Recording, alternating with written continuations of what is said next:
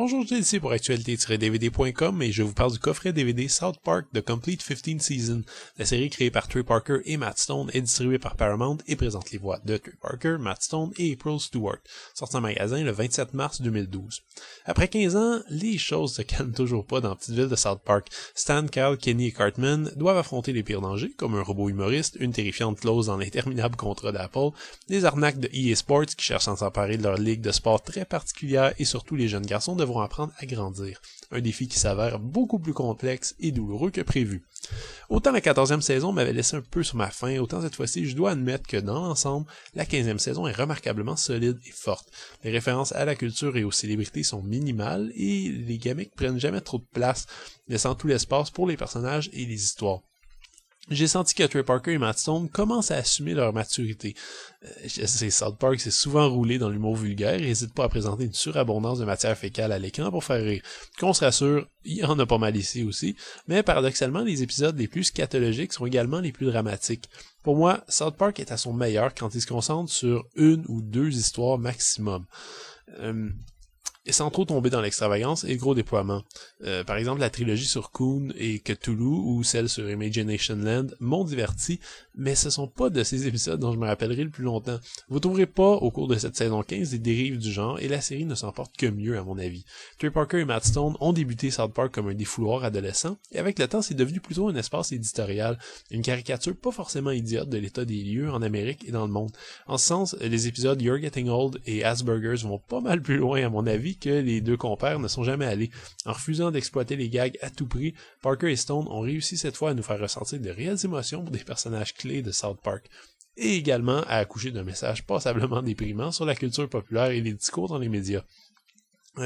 Les fans de Pierre Falardeau reconnaîtront ici une analogie scatologique qui avait déjà été exploitée par notre truculent réalisateur dans son Elvis Gratton 3, mais l'image reste efficace. Il y a des idées dans cette saison qui risquent de rester dans ma tête pendant très longtemps, notamment des bandes annonces au cinéma qui insultent littéralement le spectateur, ce qui est pas non plus très loin de la vérité ces temps-ci.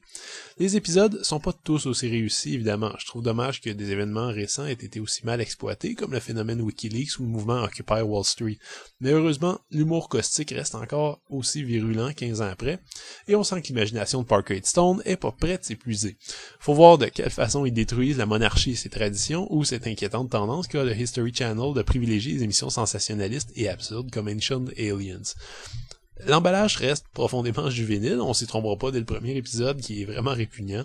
Les stéréotypes raciaux sont encore bien présents, le langage tout aussi châtié qu'avant, et les méchancetés gratuites abondent.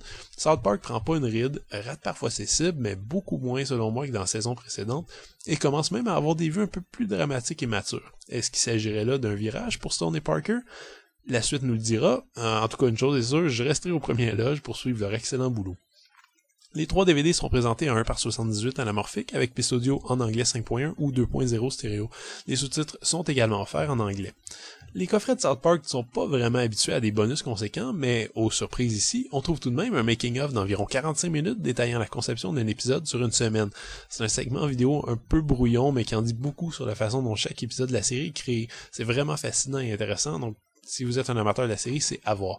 On trouve aussi quelques minutes additionnelles qui se concentrent sur la conception de l'épisode City Sushi, des scènes supprimées, environ 5 minutes, et évidemment les habituelles mini-pistes de commentaires de Trey Parker et Matt Stone qui se sentent jamais assez confortables pour parler des épisodes sur toute leur longueur.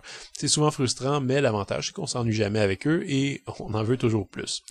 Alors que je craignais, après avoir vu la saison 14, que South Park allait peut-être devenir victime de son succès et essayer d'exploiter toujours plus de références populaires et de spectacles à gros déploiement, voici que la saison 15 vient me rassurer. Trey Parker et Matt Stone n'ont pas perdu la tête et reviennent même souvent aux sources. Il y a des épisodes moins drôles évidemment, il y en a aussi des sublimes, bref, si vous êtes fan de South Park, c'est simple, c'est à pas manquer. C'était Gilles, merci, bon visionnement.